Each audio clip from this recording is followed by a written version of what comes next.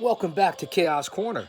It's your old buddy, the Guardian of Chaos, Big Daddy, and I tell it like it is. Live to tape, same day coverage for show number 43, 20 feet below the surface of the earth, down here in the bunker. We have a solo show here today. It's the weekend. There's a lot of things going on coming out of the IWC, if you will. So we have things amped up. We're nice and early in the morning here on a weekend, on a Saturday. Now, big news coming out of the world of professional wrestling is not only is it just about confirmed that NXT is going to Tuesday nights, we have AEW Revolution tomorrow night. Now, to start off with my opening monologue, I'm going to cover a little bit of AEW Revolution. We'll run down the card briefly, and then we're getting back into a complete idiot's guide of pro wrestling. A match made in heaven by Captain Lou Albano and Burt Randolph Sugar. The history of the world of professional wrestling. So you're going to want to stay here. And of course, I say it every single time. It's me. It's me. It's the GOC. Follow me on all social media platforms. Obviously, that's Twitter, YouTube, Twitch, Instagram, Facebook, DLive, Gab, Rumble. I'm all across the board. I'm everywhere. I'm coast to coast, border to border, 95 to 91, Yale to jail. Don't forget to follow my boys over at The Show. And that's at Mario_Chaos. If you're not following them, to put yourself over, to get the rub, to maybe get the spot, to get the branding, I don't know what you're doing to learn your history. It's The Show. They got great content. Hit my profile link on Twitter. And of course, that's at Big Daddy GOC. And the GOC stands for the Guardian of Chaos. Did I say that already? Hit the profile. That's going to bounce you over to my YouTube channel, Guardian of Chaos, where I have over 600 classic professional wrestling videos. Stay tuned. We're going to cover a little bit of AEW. Then we're going to go into the Pro Wrestling Idiot's Guide. You're not going to want to miss this one. It's a Saturday. Live to tape. Show number 43. Don't go anywhere. Stay here. Don't you dare miss it. Welcome back to Chaos Corner, fans. Show number 43. Here in the bunker. As I said in the opening first couple of minutes over on Twitter, we're going to talk about everything pro wrestling today. But what I really want to talk about is get back into covering the history of pro wrestling. We know that there's a big event coming up tomorrow night, and we'll start off with that first, I guess. And thanks everyone for being here on a Saturday morning. This will be up today. And don't forget, tonight, 9 p.m. Eastern Standard Time. It's the Green Room with the host, Avi Klein, on Wrestling with Anything But on Facebook Live. You're going to not want to miss that one. Everyone will be there tonight. David Holliday, Howard Collado, Mickey Doyle are all on trial. There's prosecutor Mario Mancini. There's Judge Duke the Dumpster Drosy. Del Wilkes will be there. Don Morocco will be there. Glacier Ray Lloyd will be there. Del Wilkes will be there. I think I said that already. Hugh Morris, a.k.a. Bill DeMott, will be there. Pretty Paul Roma from Maintaining the Truth. They'll all be on the Green Room tonight on Wrestling with Anything But on Facebook Live at 9 p.m. You're not going to want to miss it. Fans, I say it all the time as I put other people over. You don't have to just go to the show. You come here to Chaos Corner. Of course, there's my one constant, my buddy Mr. Hempel-Stilskin over at sweetheel.com. Again, a new brand, a new logo, but the same great product. If I go a day without using it, I just don't feel right. And that's the truth in the matter of the facts, or I wouldn't put my name to it. Sweet Heel CBD.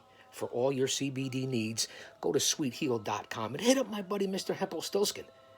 You see, I have the classic Canadian-American hockey jersey from the Big Daddy Clothing Company back in the day. Not a bad jersey. So I figured I'd break it out for show number 43.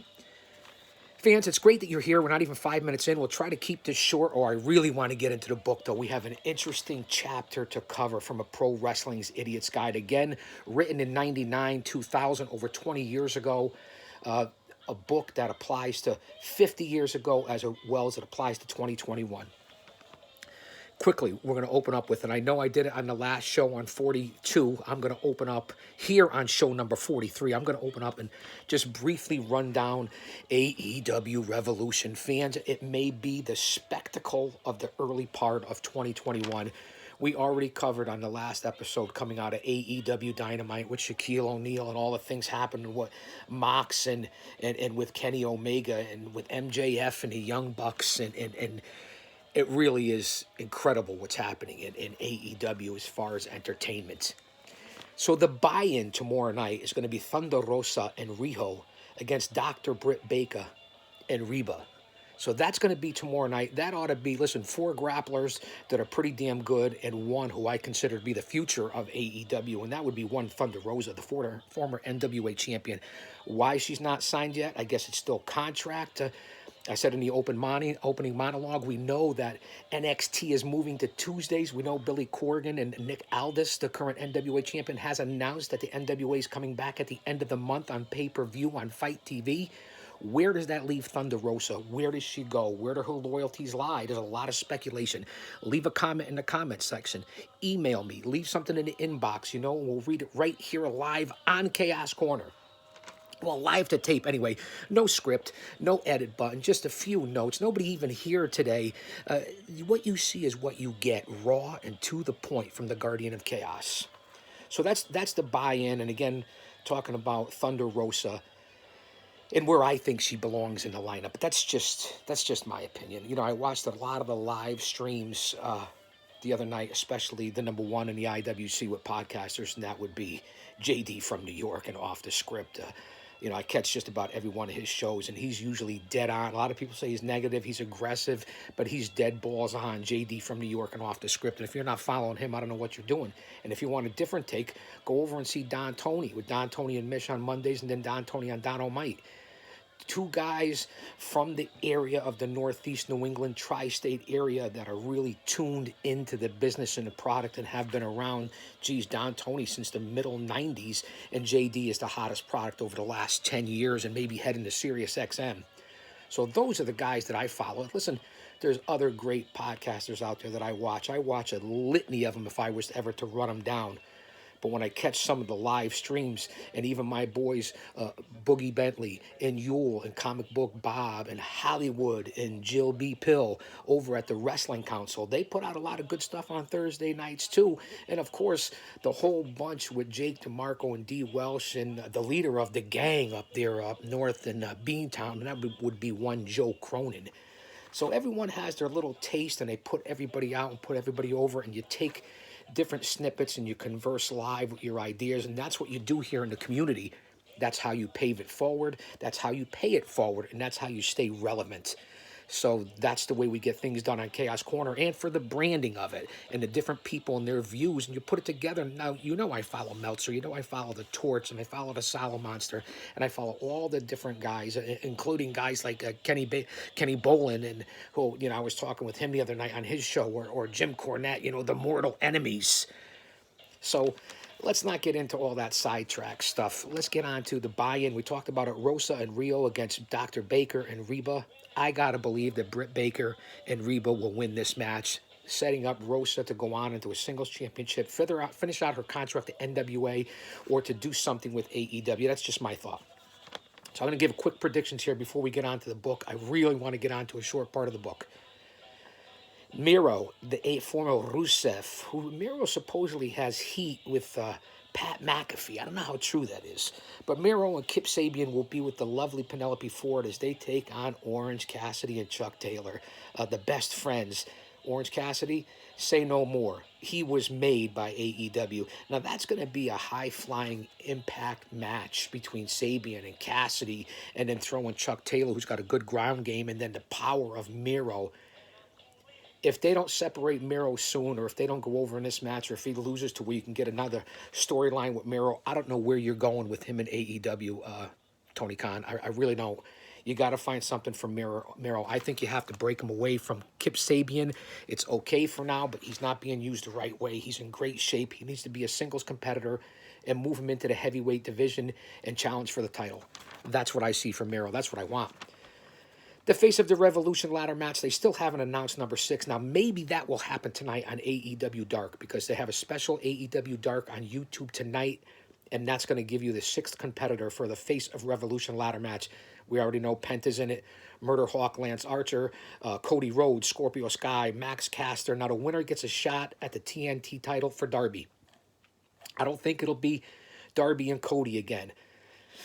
Darby and Penta would be a great matchup. Scorpio Sky, the new Max Caster, they would all be great matchups for Darby Allin. We don't know who the qualifier is. Is that the wild card? Will that be the person that goes to face Darby Allin? I wouldn't mind seeing the Murder Hawk monster, Lance Archer, and especially with Jake the Snake Roberts. That's my pick for the ladder match. I know he's the big man. He's probably not the odds-on favorite, but my pick for the ladder match to go on for the TNT title, I'm going to take the Murder Hawk.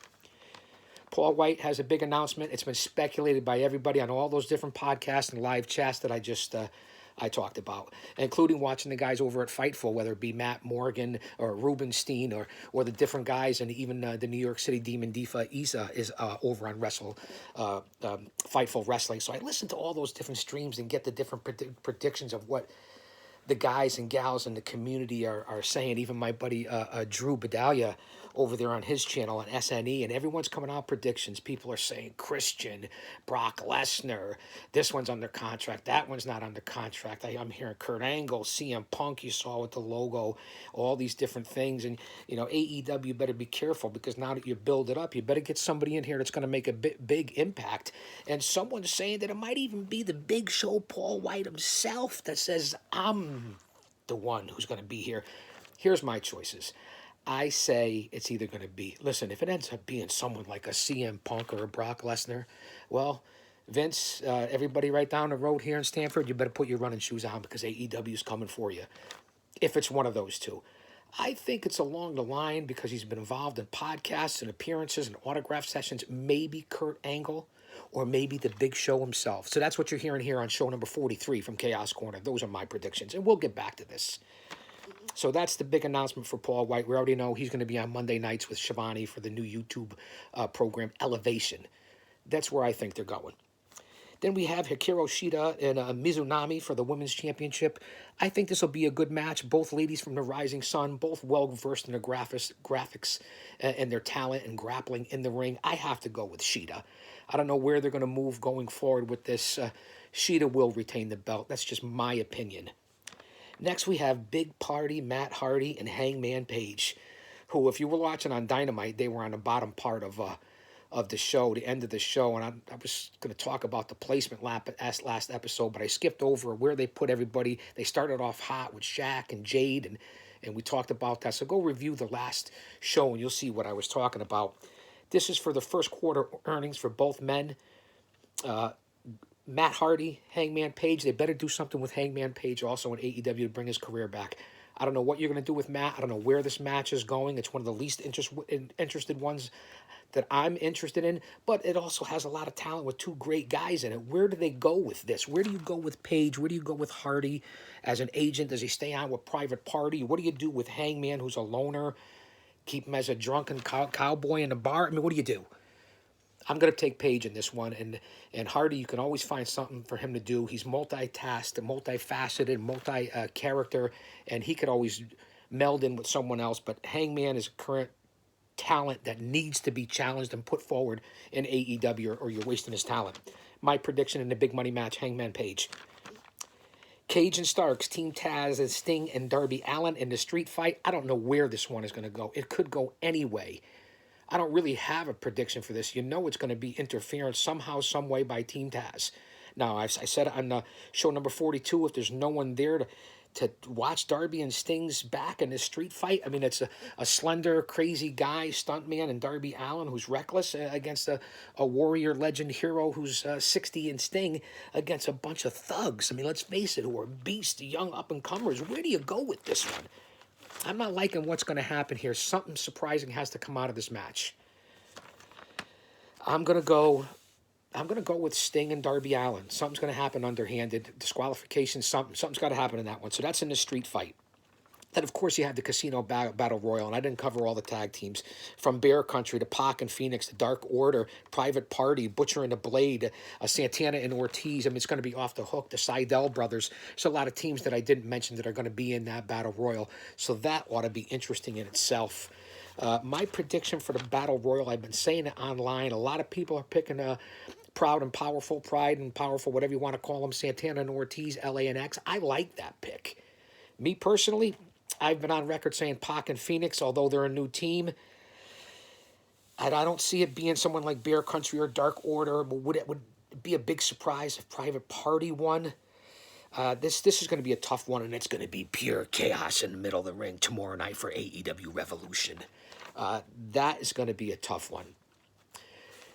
We also have, for Revolution fans, one of the biggest pay-per-views of the year. It's going to be unbelievable. The Tag Team Championship match. And you saw the press conference with Turkey Titties, Conrad Thompson, and Eric Bischoff from Barstool Sports. We went through it with Jericho and MJF and the whole Inner Circle and the Young Bucks and what they did, brutalizing Papa Buck. And then the Bucks came out during the press conference and all hell broke loose. So for the tag team titles tomorrow night, the Young Bucks defend Papa Buck's honor. Matt and Nick Jackson take on Jericho and MJF, Les Champions, and probably the hottest commodity in wrestling, and MJF in the Inner Circle. There's going to be interference in this one, too. I really see it, whether it be Wardlow, the Inner Circle, whoever it's going to be. Do the Young Bucks lose the title? That's a tough one. I've been on record saying Jericho and MJF. I'm going to stick with it, unless they're going to break them up. I mean, that's the one thing AEW is. It's not that easy to figure out all the storylines, even as an insider, a former performer, a fan, a talent, a mark, whatever it is that you want to be in the IWC. It's very tough to pick this out and really get on your game when everyone's saying it's choreographed and it's scripted, it's this, that, or they even take bets on it in Vegas. Try to figure out, and most of the times, and see if you can pick out, besides the obvious ones, of who a winner and a loser is here. Predetermined or not. I'm just saying. I'll say that to say this. Let's move on. That's who I see what's going to happen. It's going to be a great match. And then the big one, the exploding barbed wire death match. And everyone was talking about it on the chats. And I'm sure they will be tonight, too, after the AEW Dark, leading into Revolution tomorrow, about the history and why. This is going to be a spectacle and entertainment just for the value of what the match is itself. Don't worry about the history. I was telling people, do the history, do your research, do your homework. Don't worry about that. Don't do it the way Chaos does it, who's been involved in barbed wire and thumbtacks and fire matches and things like that. But don't listen to me. Go out and do your own research. And if you don't want to do your research, don't do it. But that match between the champ, the cleaner, if you will, and Moxley, I think that's going to be a sight to behold. You're not going to see anything like it. It's going to be history in the making. Set your DVRs and watch it. I believe. Again, I see a lot of interference coming up at Revolution with different factions and different teams, whether it be the Dark World Order or Team Taz or the Inner Circle or even Callus with Omega. Are the Good Brothers going to be lurking anywhere around? They're not on the card at Revolution, but they've been all over the place. We just saw them on Dynamite. What will happen with the Good Brothers effect, too? I'm going to go with Omega retains the title for the AEW Heavyweight Championship. It's going to be unbelievable. It really is. So that's what we have with Revolution. We already talked about the heat maybe of bringing in another former star who claims no, but then to Cody he claims yes, and that would be one Pat McAfee. But we covered that on show 42. We're here for show 43. We're less than 20 minutes in. I wanted to cover Revolution. I'm hoping that you're going to stick around for part 2 of this, and we're going to go in briefly, get into some more of a pro wrestling guide, idiot's guide to the world of pro wrestling. So stay here, AEW Revolution tomorrow night. Same day, live to tape coverage. Let me take a break, fans. It's great that you're here on a Saturday morning. This is unbelievable. Especially with the news of NXT going to Tuesdays. And the news of NWA coming back, and of course all the stuff going on with New Japan and Impact and Ring of Honor still throwing out a solid product. The guidelines and everything is loosening and opening up here in the Northeast and of course around the country with mask mandates and CDC and opening up indoor dining and outdoor capacity. So look forward for the pro wrestling world to start exploding with live shows, beginning with WrestleMania, moving forward, and even at Daly's Place where they had 1,000 people. So the wrestling world and all the companies from the independents all the way up to the major leagues is going to explode. If you're a talent, if you're in the community, if you're a fan, get ready, man, and let's hold on for the rest of a great 2021 and into the future, because we're going to go back to the future now. Positivity, being a tough son of a bitch, mentally and physically and spiritually strong, and you're going to get through this year. We're going to kick the rest of the rearview mirror of 2020 in its ass in the beginning of this year, stay positive, and move forward. That's what you have here at Chaos Corner. Show number 43, live to tape. Thanks for being here. It's me. Yeah, I know. I know somebody else used that, but it rhymes.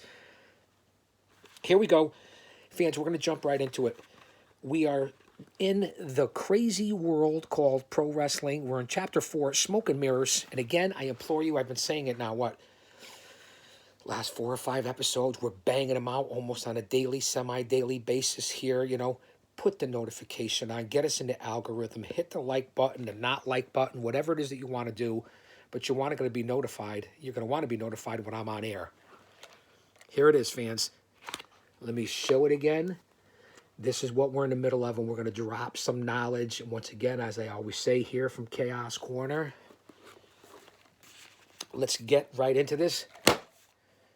School is in session. And that's good news, too, because I think schools are opening all over the place around this country. Be proud to be an American in the good old USA.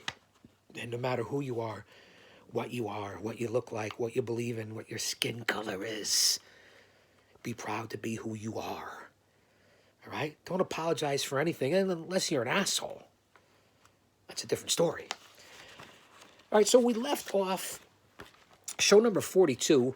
We covered the breaking news of AEW Dynamite and NXT and MLW Fusion and the different programs and Impact and what's going on in the world. It was more of a current day. Now we're going back to the future, and we're picking up from previous episodes of A Match Made in Heaven, Captain Lou and Burt Randolph Sugar. And we know the sidebars of WrestleMania and In Your Face and Captain Lou's Corner and Burt's Corner, just giving you tidbits of information. And this is my way of paying back the business and giving back to the fans, the people I love, and the community I love, and the people who have paved the way before me, so I can pass knowledge on to those that are coming after me and that are still here with me, and to those that have passed beforehand. I talked about a bunch of different guys, whether we said last time around, seems like every show it's a rest in peace for someone from the community. It was Jim Crockett Jr. from Jim Crockett Jr. Promotions, and more news on a guy that a lot of people wouldn't know about, but I remember him as a kid and watching him in the ring in the 70s, and then seeing him as an announcer for Florida Championship Wrestling, and that would be one Buddy Colt, well into his 80s, a great wrestler, a great announcer. He was one heck of a broadcast team in Championship Wrestling from Florida when it was Buddy Colt and the legendary, the one and only Gordon Soley. That was quite the crew, and Buddy Colt was quite the grappler in his own right. And this is a celebration. Now, Buddy was well into his 80s, had a great career. A lot of you people don't know him out there, but I just want to say rest in peace out there to Buddy's family and all the people that came across Buddy Colt as an old-time guy. So we're going to move on to this episode here on show number 43. Is really going to talk about pain and gimmicks and different things like that we like to address here when we go through the book, because, again, I lived this, and that's why I can relate to it, and that's why I like to relate it to you guys. So here we go. Let's blast right into it. And we left off with talking about slamming and jamming and the ring crew, the setup of the ring, whether in the WWE they have springs under it, or it's like a boxing ring or an old-time ring in the independents, the metal, the wire ropes, and then the ropes are on top of it, the turnbuckles, the steel underneath it, the thin padding on the ring, and what it takes to break down and set up a ring, and how you have to tie the ropes. And if you've never done it, that would be a great way to experience it and break into the business to pay your dues. So there's a lot of different things that were take out of even just setting up and breaking down the ring, which I find to be, did most of my career. one of the interesting parts of the business, and I think the fans would really love that. So we talked about that, and I think that's where we left off, and learning a lot of the moves and where to land and where to hit and what's a shoot and what's real, and of course being choreographed stuntmen is the hardest thing you'll ever do in your life. So here we go. I want to see okay, we're going to start off with slamming and jamming, because I believe the only ring is square, Captain Lou's corner. That's where we left off, which usually has springs on it. We showed you a picture of Sergeant Slaughter. Here we go. There's a whole lot of slamming and jamming in the professional wrestling bout. Wrestlers are often abused in ways that would cripple or maim lesser mortals. If all the moves you see in wrestling bouts were real, we talked about the term real, the wrestlers would soon be ground into powder, their bodies unable to bear up under the wear and tear of constantly being driven into the mat. If you've watched many televised wrestling events, you've seen wrestlers lift others, often heavier, wrestlers over their heads, body slams, and then, as the laws of gravity would dictate, slam them into the mats. What you may not see is what the wrestler is being lifted is assisting in what happens to be his own destruction. He's helping the lifter, either by pushing off the mat or by holding on to his opponent's trunks or some other handy spot to help both of them keep their balance. Pro Wrestling School 101, this is what they do down at Paradise Alley Pro Wrestling with the Paradise 4. And when slammed to the surface, the trained professional wrestler knows how to tuck his chin, roll his shoulders, and prepare his body for as soft a landing as possible. But let's not get crazy. Remember what you're landing on. It's not my pillow, okay? You're landing on a thin matting, like a martial arts mat, even thinner, with plywood and then steel. Remember that. There's no effing spring underneath it in the wrestling that we cover and what we do. You want to talk on a multi-billion-dollar corporation?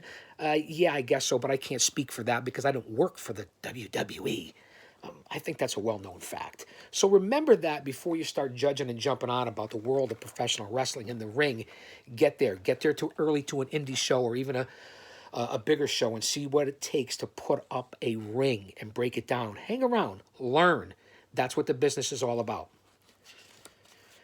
When slammed to the surface, the trained professional wrestler, as we know, tuck the chin, body landing as soft as possible. Don't think the fall doesn't sting, but don't buy into the all pain and suffering either. It's a combination. It's a mix and a match. It's a fine line. Learning how to fall and how to roll with a punch is essentially, for successful pro wrestlers, many of who turn the moves into an art form. I said it all through the pandemic.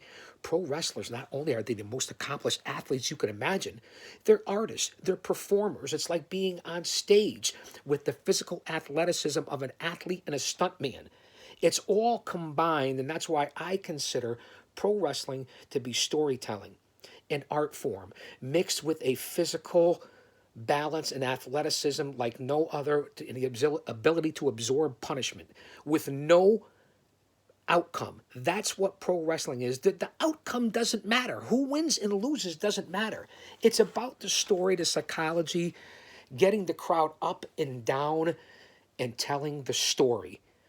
That's what pro wrestling is about. You're telling a story. You're getting people on the edge of their seats. There is no outcome in the world of professional wrestling, which makes it different than all the other sports. The outcome doesn't matter. It's about the performance. In football, baseball, there's a score. It's about the final outcome, not in the world of pro wrestling. So that's the twist of me on a Pro Wrestling Idiot's Guide. I fit right into this book, don't I?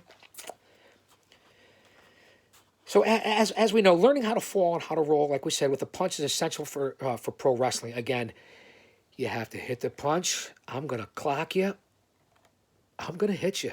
Whether you want me to lay it in, you want me to just breeze you, but I got to make sure I get contact, especially back in the day, not like someone slapping this. I want to feel it so I can go and throw at the same time that you get me. Momentum, gravity, smoke and mirrors, but lay it in. Let me feel it. I want to feel it, that forearm, that chop. That's how it was. It's not how it is now. You want to feel that forearm blow. Saturday morning, cut me some break here. I just got finished watching Hulk Hogan's Rockin' Wrestling from the 80s. I'm amped up. Pulling your leg and other holds. So we know that it's an art form, pro wrestling. That's what I want you to take out of that. Legs have meant different things to different people. I always thought that without two pretty good ones, you couldn't you couldn't get to first base. An old baseball analogy by the Garden of Chaos. Yes, 45-year New York Mets fan. And neither could your sister. Your sister's ass. In the world of wrestling, legs mean two things. They're good weapons and they're good targets. Of all the action in the ring, leg work is most likely to be the closest to the real McCoy. The most real. Go back and check out what I mean when I say real. That means it's legit. Get it? When legs are used as weapons, there is room for some magic. For example, a wrestler who does a leg drop has options as how to know how the contact will be made. After all, the human thigh has a lot of meat surrounding the bone. This makes the thigh as good contact point for the leg drop, the flesh acting as padding that protects both wrestlers. Or a wrestler might choose to make an impressive leg drop without inflicting much damage by landing with the back of his knee on a contact spot. The knee can be bent split seconds before impact to lessen the effect of the blow. Pro Wrestling 101, school's in session. Bueller, wait, there's nobody here. There's no sense in saying Bueller. School is still in session. Sit back, take out your notebook, open it up, and keep writing down. Or go out and buy the book or have me in and let me give the seminar. Then there's the knee drop. This uses extended knee as striking force. If not executed properly, this move could be very painful, as I well know, for both the wrestler being attacked and the wrestler making the drop. The leg also makes an especially inviting and extremely vulnerable target. Many submission holds involve an attack on a wrestler's leg or legs. And like I said, most times action involving leg holds, twists, are like the real. And when you see a wrestler with his leg or legs bent backwards, you can assume it's no act. You want to talk about leg drops. On my page right now, on my social media, one of the greatest moments in my career, tag teaming with Jim the Anvil Neidhart and Julio Fantastico against Jake the Snake Roberts and Samoan Dynasty legend Yokozuna, former two-time WWE heavyweight champion. DDT by Jake the Snake on Julio Fantastico. Jake gets the pin. 1, 2, 3. Anvil's already on the outside of the ring. Fantastico's just about unconscious in the middle of the ring. Jake gets up and goes for the snake. I step up on the apron to try to help out Fantastico. Yoko pulls me in the ring, cross rope ringside, the big Samoan clothesline, konnichiwa, Japanese clothesline, down goes the 325-pound Chaos. At that point, Jake is in the corner at the ring post, grabbing either Damien or Lucifer, who knows which one, I don't know. I was borderline unconscious at that point, but it gets better. Out of my corner vision, as I'm laying on the canvas looking up at the lights, usually the best part of my night, at one way or another, that's where I ended up, Anvil pulls out Fantastico. I see the Anvil come around the side of the ring. He pulls out Fantastico. Fantastico's trying to grab my prone body, and I hear Anvil say, no, he's done for, we gotta leave him, we gotta get out of here. And Anvil's shaking his head, and I see him out of the corner of my eye. I thought I saw like 4 of them. And him, Anvil, and Fantastico.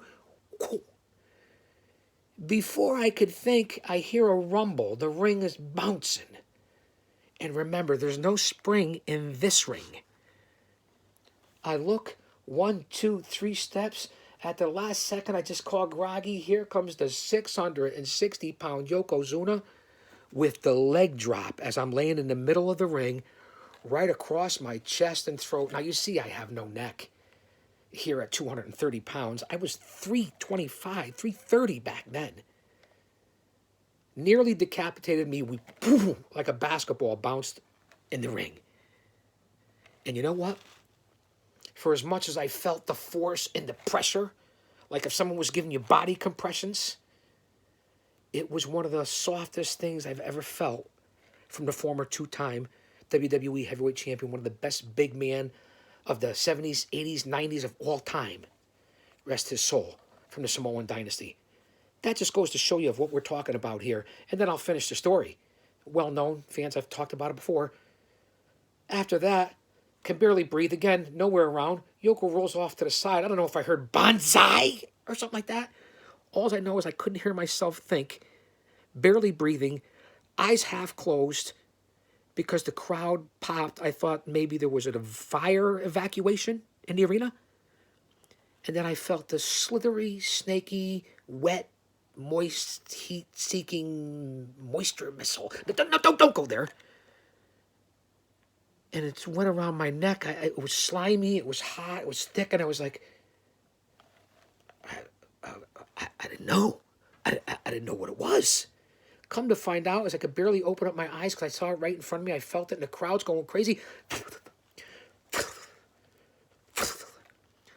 It was the snake. And Jake the Snake Roberts standing right above me with the snake this far from my mouth as he's holding its body all the way down here. Yoko's in the corner. I've been abandoned by Anvil and Fantastico. And then that's what I saw, the snake slithering around my neck, my chest, before Jake finally gets it off, holds it up into the air.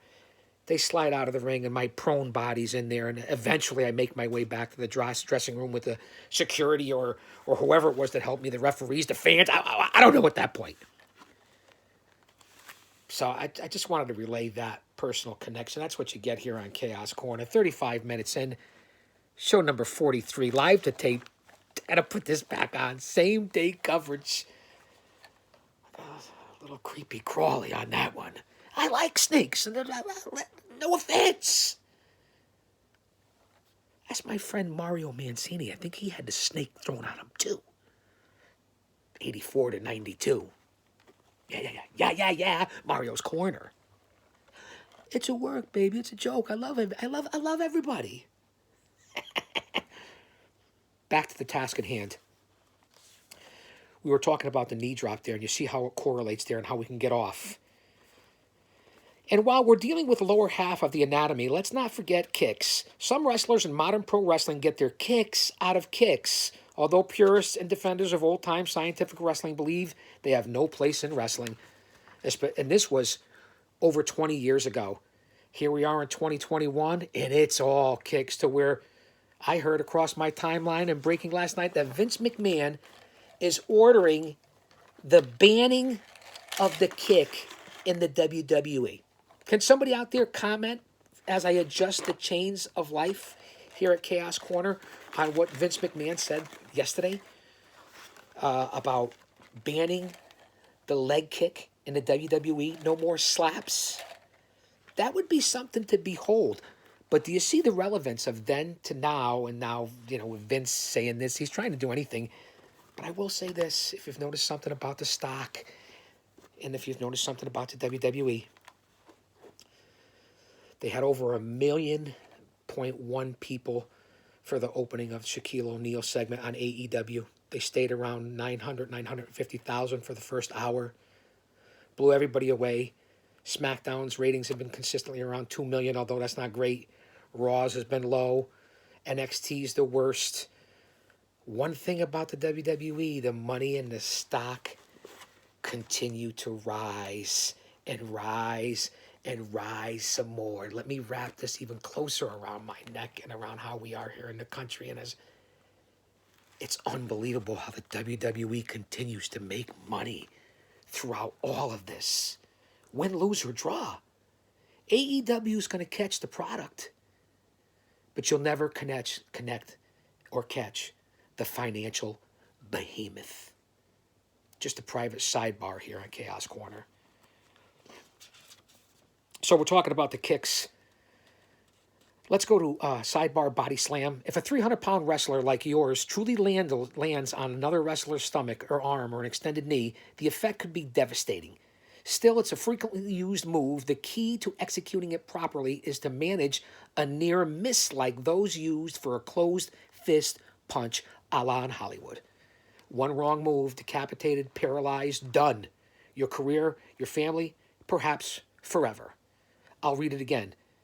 If a 300-pound wrestler like yours truly lands on another wrestler's stomach or arm with an extended knee, the effect could be devastating.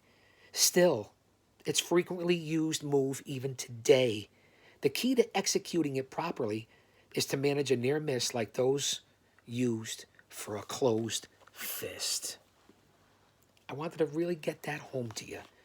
Remember, one wrong move. We'll cover that on one show one day of the grapplers who have been hurt in the business because of the wrong moves. You fans know them. There's plenty of them. My phone lines are lighting up across down here at Chaos Corner. I got to get back to the Guru and also my buddy, former Pittsburgh Steel team, in the camp twice for the WWE and competed in the ECW. That would be one Jackmaster John Diamond. I'll have to call you back, Jackmaster.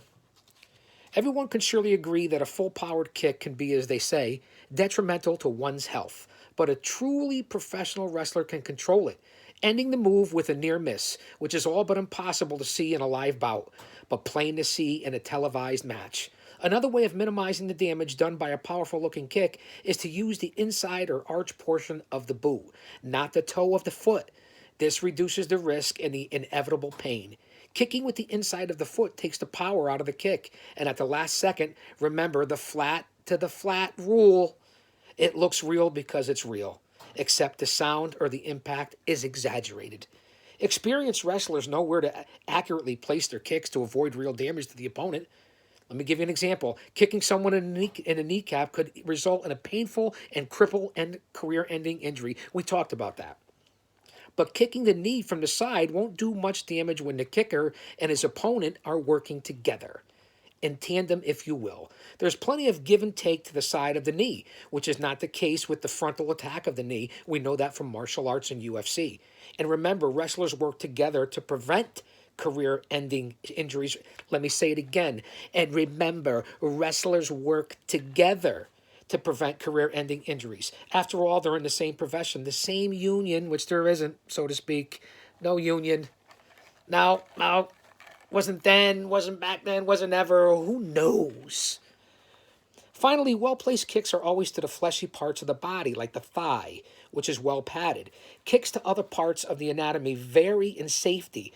Properly placed kicks to the gut, shoulder, biceps are acceptable, and they're not likely to hurt too much. As long as the wrestlers are well trained, I say it every time, get yourself to a reputable school, Paradise Alley Pro Wrestling, Paradise 4, experienced and working in tandem. There is no reason for one being kicked to kick. However, one missed flying kick to the throat could spell disaster to the wrestler on the receiving end. Last episode we covered when we were talking about the book, The Best Stuntmen in Modern Wrestling History. We broke it down. Terry Funk, Rey Mysterio, Shawn Michaels, Jimmy Snuka, Roddy Piper, Ric Flair. And we can go on and on with current Terry Funk, so on and so on, Mick Foley, etc., etc. Gimmicks and fakery. Rope walking or dancing is not only a trick of the wrestling trade. There are literally bags full of gimmicks and misdirections. All of these are a part of the wrestling magic.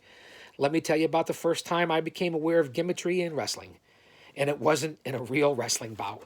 Back in 1952, as a young Captain Lou, this is Captain Lou talking, I had just started out in wrestling. Seems that one of Jackie Gleason's advisors had called Vince McMahon Sr. in search of 4 wrestlers to put on a skit for the Great Ones variety show. This even predated the Honeymooners. Vince Sr. called me up to the old WWF office and said, "Hey, the pay is $750. That was for all 4 of us. After the office took a third of the fee, there was $500 for us to divvy up." Vince laid out the plot. We were going to wrestle Jackie Gleason, or more exactly, Jackie's character, Reginald Van Gleason.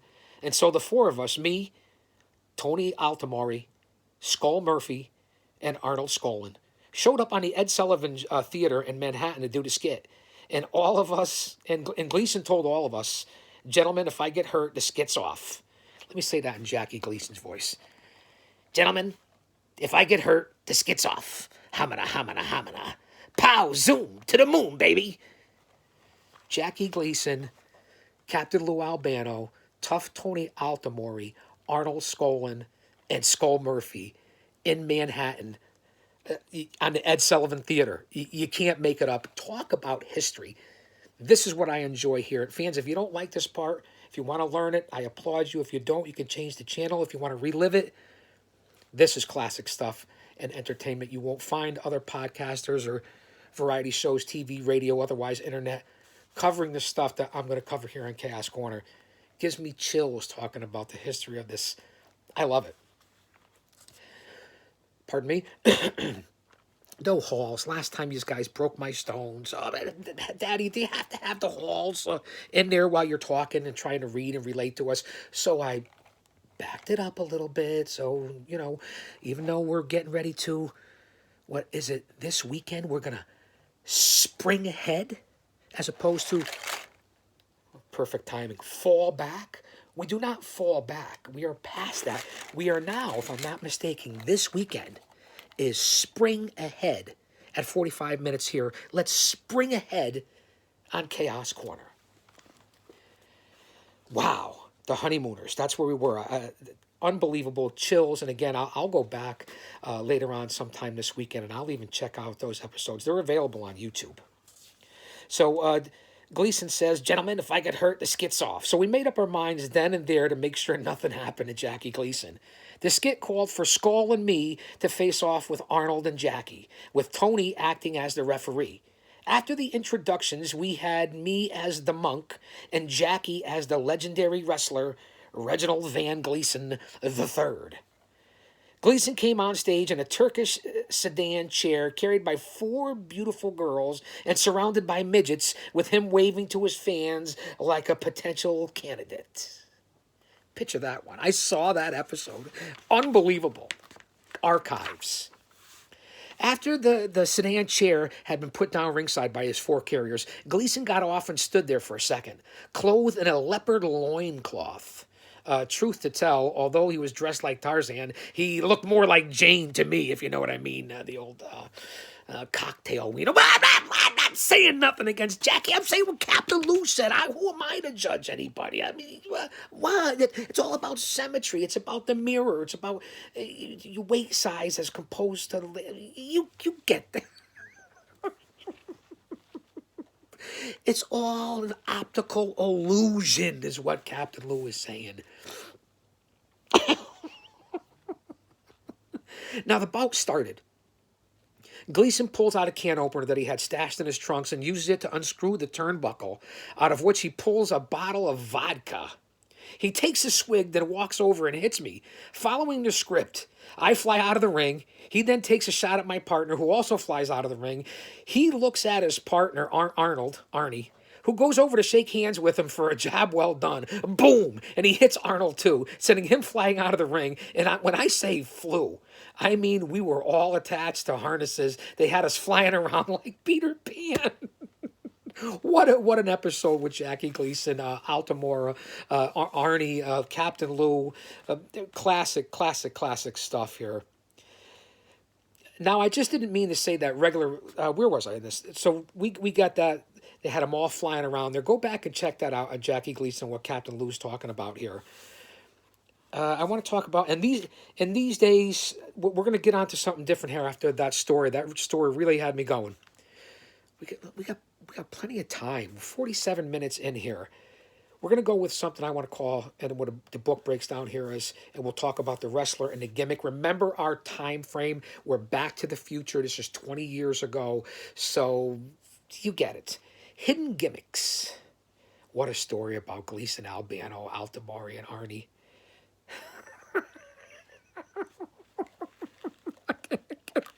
Hamina. Oh, thanks for being here, guys. Thanks for sticking with this. If you didn't stay for anything but that story alone, that was worth this episode here, 43. Here's the wrestler. Here's the gimmick. An exhaustive list of gimmicks used in wrestling is impossible. We know that. Here's just a sample of the kinds of things you'll see appearing in the ring. Now, remember, a lot of it is valid today, and it was over 20 years ago. Terry Funk and the branding iron, the double cross. New Jack and the fork. Ivan Koloff and the big chain. Jerry Lawler and the knuckled chain. Ric Flair with brass knuckles. Oh, wait. Ric Flair with brass knuckles. Let's see. We already said the chain. And bear with me, fans. Take a look around Chaos Corner. We already said the big chain for Ivan Koloff. The knuckle chain for Jerry the King Lawler. And then, of course, we said for Ric Flair, especially when he's in a battle. And when he was a heel Ric Flair, we said, see how much we have down here. We said the brass knuckles. So we have the brass knuckles. We have the chain. We have the tied up chain for the legendary people. I mean, this is what wrestling used to be as well, especially if you were down in West Texas. So just different things. Hacksaw Jim Duggan and the 2x4. We have it right over there. And I know of plenty of people in Paradise Alley that have felt that 2x4. Axel Rotten and the barbed wire covered baseball bat. There's one right over here. The Honky Tonk Man and the guitar. The Sandman and the caning stick, a.k.a. a Hong Kong punishment tool. I don't know if you could say that. It's a Singapore cane, a kendo stick, whatever you want to call it. We're not. It's not about politics here. This is about pro wrestling and the gimmicks that are used in it. I got hit with the Sandman cane a couple of times, more than a couple of times. He interviewed him. A great guy. I love the Sandman. The Sheik with the fire was there live, and thankfully I didn't get it, but he got Rekka from the LIWF when it was Low Life, Louis Ramos, and Homicide, and third generation grappler Flying Fred Curry, Kurt Adonis, the legendary Ron Zombie, Balls Mahoney, as I already said, when Balls through the fire. Yeah, that was a sight to behold, and I was able to get Rekka backstage on that one for Jason Knight's group. Not a pretty sight, man. The fire is nothing to joke with, and that's why we talk about in this book, and I talk about gimmicks, and we're telling you how to do certain things, but one misstep, one wrong step. The Great Muta and the Green Mist. Lex Luger and the metal plate surgically inserted in his forearm. Hans Schmidt and the riding crop. Sting, to this day, the baseball bat. Dusty Rhodes and that legendary cowbell. Colonel Mustafa and the Iraqi flag. The Big Boss Man and the nightstick, and I have it right there, my own personal nightstick. Managers. I had the feathered boas, the leathered caps, always carried the Manager of the Year award in the independent scenes and the stars and legends and young lions that I work with as my gimmick as a pro wrestling manager. Jimmy Cornette obviously had the tennis racket. Jimmy Hart had the megaphone. Classy Freddie Blassie had the cane. Johnny Polo had the polo mallet. Mallet, not Matted. I don't want to refer to Bully Ray. Nobody gets back to me on that. You guys, I said that 1,000 times. Paul E. Dangerously has, and Paul Heyman, the cell phone. And there's many, many other managers that had different things. And even guys like Paul Ellering had the newspaper or the rolled up Wall Street Journal. Gary Hart had different props at his side and sometimes had none because Gary Hart was that good. Paul Bearer had the urn. I mean, we could go on and on with different things. Sherry Martel had certain things that she came with her with different outlandish, the pocketbook or her shoe or something like that. Even J.J. Dillon, who he did just recently on AEW when you had AEW Dynamite and Tully Blanchard came back and got in the ring. J.J. Dillon always pulled off and used his shoe. So a lot of different managers and different gimmicks on what people do. So just different things that I wanted to relate to here. We're still under an hour. Now, I don't mean to say that in regular wrestling bouts we use harnesses, but we've used just about everything else. Getting back to that Gleason story, and we're talking about gimmicks and what they did on with Jackie Gleason and Captain Lou and Altamori. Seen about everything, especially hidden gimmicks. In the 4 decades I've been wrestling, I've seen hundreds of them. Gimmicks galore.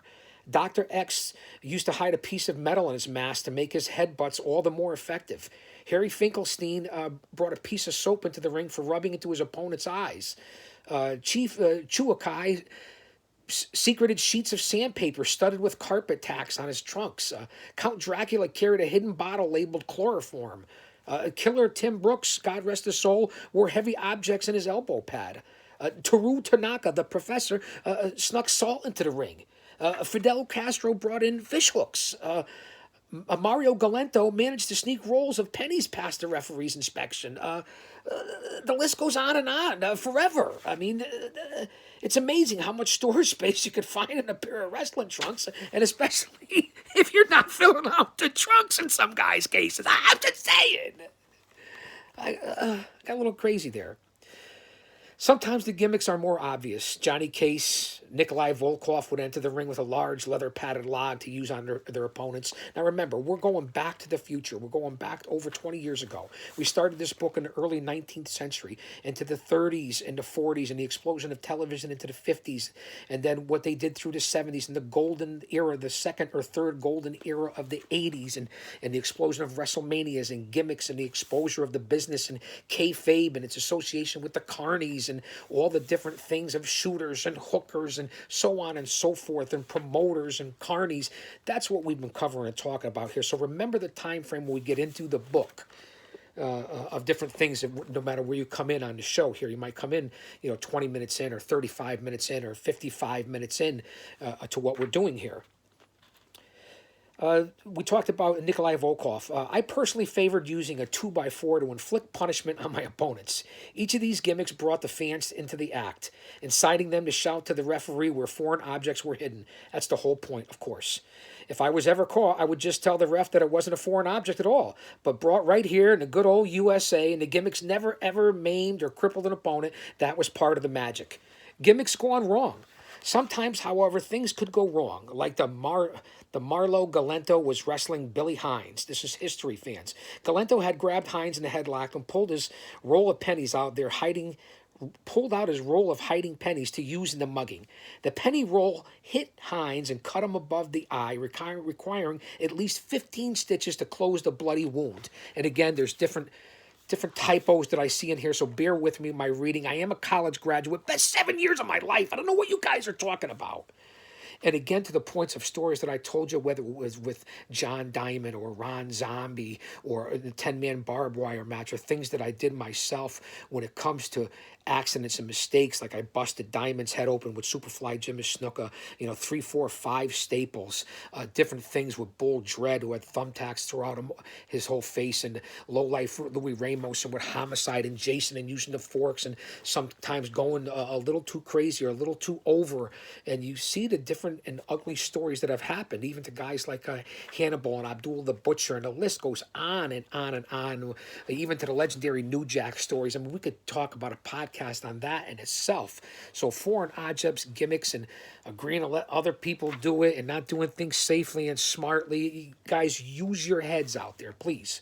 That's the one thing that I want to talk about. We're going to skip over that. We'll get down to blading. Which, listen, speaking of blood, over the years, many fans asked if we use blood capsules, like you see in the movies. Maybe it used to be. In the old days, there was even a practice called blading. A small sliver of a razor would be hidden in the wrestler's trunks or bandages and used to slice open his forehead. Bingo. But while today's wrestling is not entirely innocent of the charge of bloodletting, it is not, I repeat, not a blood sport. Not anymore.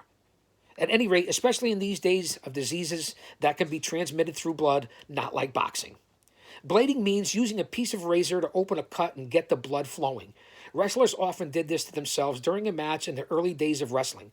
The usual place to cut was the forehead, since it leaves almost no scar and the blood flows freely. Dem's fighting words.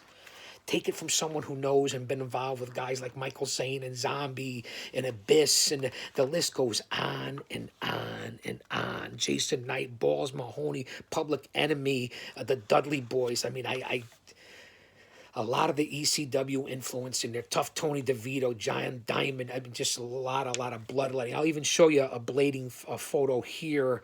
Norm Keitzer had taken it. This is Jerry King Lawler. I'm not sure who the opponent is, but we'll get to that. Wrestling got its bloody reputation on the basis of a single well-publicized match fought back in the 1970s. The bout between Classy Fred Blassie and Rikotazan in Japan. During the course of the match, Rikotazan ran the ropes and was cut badly. Blassie, always on the lookout for a gimmick, warmed on the scent of blood and made like Count Dracula. Oh, unbelievable. Blassie always looking for the gimmick, like you said, Count Dracula, making it as if he was sucking Ricotazan dry. This made Blassie a sensation in Japan. Konnichiwa. He pretended to sharpen his teeth into pointed fangs a la Gangrel. He'd walk down the streets of Tokyo and suddenly turn around to the mobs following him give him the fearsome grimace, exposing his fangs. It's said that 3 or 4 of those frightened fans followed him, suffered heart attacks on the spot. Wow. But that was decades ago.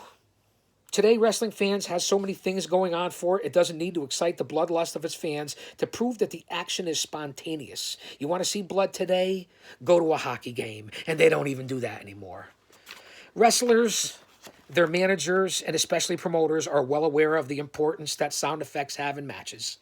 Wrestling has a language all its own, one that dates back to ancient times, when the participants would grunt, yell, or scream as they made their moves or took their hits. I'm not talking about verbal abuse heaped on villains and non-favorites by the fans. I'm talking about the sounds made by the wrestlers to hype or excite the audience. The more a hit sounds like it hurts, the more the fans believe it must have hurt. Since wrestling is entertainment, sound effects enhance its entertainment value. So wrestlers have learned to make the sound effects as much a part of the performance as the holds and gimmicks themselves. Remember, the ring. Again, the big time. I'm not talking about the independents, certain groups. You understand. The springs underneath create a hollow cavity so that when big men bounce off the mat, the sound of impact reverberates throughout the auditorium. It's especially effective when the wide back of a big wrestler hits the mat. You get the visual effect of the bounce and the audio effect of the echoing boom of impact. Slapping, too, generates lots of noise. And then there are things like the flat, metal folding chairs. The sound of one of those hitting the flat of an opponent's back is impressive. All of my bleeding has come from the steel cage matches, where almost every time you ran your face into the fence surrounding the ring, you'd cut yourself on its sharp edges. I mean, anyone who's seen my face knows that I'm no raving beauty, but I'm not likely to purposely cut my face with a razor or anything else and become even less of a beauty.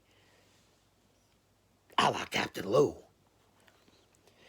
Gestures are another way the wrestler communicates with the audience. Nothing subtle, mind you. The wrestlers are playing the whole crowd, not just the front rows. One of the best at using gestures is Hulk Hogan. He can command the entire arena with a single movement. Hogan nudges the audience with his gestures, connecting with the crowd with an extended arm, a pumped fist, or a toss of his golden mane. I don't have that. Until the noise of the fans reaches a decibel level that could bring down the walls of Jericho, not Chris Jericho. Other virtuosos of gesture are Shawn Michaels and The Undertaker. Good stuff. We're over an hour here, 1 minute over. I didn't think we'd go this long, but we're going to continue. We're almost done here, fans. Stick with me. This is the best part, especially what you need to know. Grunting is also a part and parcel of every wrestler's repertoire. It not only adds to the overall effect of the impact, it underscores it for the audience. And the screaming and hollering of mock pain adds to the overall effect of the theater. A cauliflower ear, that's right, you hear a lot about that lately, even in mainstream, in videos and college stuff. The cauliflower ear is a condition common to wrestlers and boxers. Anyone who takes a lot of hits to the ear. When the ear has been damaged enough to bleed internally, it calcifies like bone. Yukon Eric's ear was pretty much all cauliflower by the time he wrestled Killer Kowalski. That's right, God rest his soul, the legend from this area. I'll never forget the day he gave me that double axe handle. May you rest in peace, Killer. I'll see you again someday.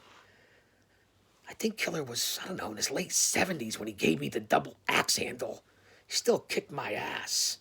What a man, Killer Kowalski. A true legend. No matter how choreographed, no matter how practiced, sometimes things go wrong. And when they do, when a near miss becomes a non-miss, when a safe fall falls short, you get injuries and sometimes death. I've had almost every bone in my body broken, and most wrestlers can't get through a career without a serious injury. The most famous one happened in Montreal during the early 50s, when Killer Kowalski took on Yukon Eric. On a missed attempt at a knee drop near Yukon Eric's head, Killer caught and knocked off Eric's cauliflower ear. As we wrap up here on show number 43, live to tape of Chaos Corner, don't go anywhere yet. I'll say that to say this. Stone Cold Steve Austin's epic injury. One of the scariest injuries of recent times happened in front of millions of fans on pay-per-view. It was a championship match between Stone Cold Steve Austin and Owen Hart, one which Austin scripted to win, but not before Hart planted Austin smack dab on his head, causing Austin to fall heavily and hurt his neck. Austin lay there, unable to feel anything from the neck down, and Hart, sensing Austin's inability to move, had to think fast. Handling the unmoving Austin ever so gingerly, Hart began maneuvering as much to stall for time as to try to set up a satisfactory ending to the match. Ironically, after what happened to Owen Hart after this. What do you think about that? Finally, after what seemed an eternity, Hart managed to wrestle the almost inert Austin so that he was actually on top. The ref quickly counted Hart out, and a couple of WWF officials jumped into the ring to help Austin to his feet, drape the Intercontinental belt across his shoulder, and lift his limp arm in victory. Austin was then taken to a hospital, still complaining that he couldn't feel anything. In the end, the diagnosis was not as frightening as it could have been. The damage was a pinched nerve called a stinger. We're all well aware of that. I've had 6 of them at least. It was serious enough, however, for the doctors to tell him to take it easy in the ring from then on. Again, I referenced Owen Hart after this fact in a wrestling accident. More recently, Mick Foley, also known as Cactus Jack, Mankind, and Dude Love. Yeah, and he gave me Mr. Sacco, too. I'll never forget that, and it's because of you, Jarrett King Lawler. Don't think I've forgotten that either. I mean, I love you guys. I respect you, both you and Mick. But King, Mick, Mr. Sacco, someday there'll be a receipt from the Guardian of Chaos. Mick lost part of his right ear when during a match in Germany a few years back, again, remember the time frame here, this is 20 years ago, over 20 years ago. His head got caught between the ropes, so make no mistake about it. Not all you see is just smoke and mirrors. Some of it, unfortunately, is all too real. The least you need to know at 1 hour and 5 minutes in of show number 43 here at Chaos Corner with the Guardian of Chaos, Big Daddy. I'll say that to say this because I tell it like it is. Closed fist punches are difficult to stage. So are forearms, and those are often used instead. The bounce of wrestlers in the ring is due in part to springs under the canvas, but we covered that. We don't work for the WWE for billions of dollars. It's plywood, it's metal, it's a thin pad, it's grown men in their full physical force of gravity. Leg holds are usually the most realistic moves in wrestling. Sound effects are extremely important because they involve the fan and bring excitement to a professional wrestling match. Wrestlers learn to take the hits and falls similar to how stuntmen work. That, my friends, couldn't be more true. No matter how practiced and rehearsed a match, the chance of injury is still great. Show number 43. A complete idiot's guide to the world of pro wrestling. The Guardian of Chaos, Big Daddy. From the bunker at Chaos Corner. I'm glad you could be here.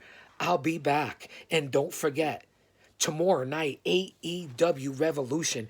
It's going to be one hell of a show on the pay-per-view. A lot of great matches. Hit me up on all social media platforms. Give me your feedback. Let's have a lot of fun here. Let's stay positive. Let's stay in the bunker with the Guardian of Chaos, Big Daddy, because I tell it like it is. Again, fans of the IWC, I can't thank you enough for being here. Show number 43. Everything AEW Revolution and the history from the complete idiot's guide of pro wrestling. From your old buddy, the Guardian of Chaos. Because I tell it like it is. Don't you dare miss it.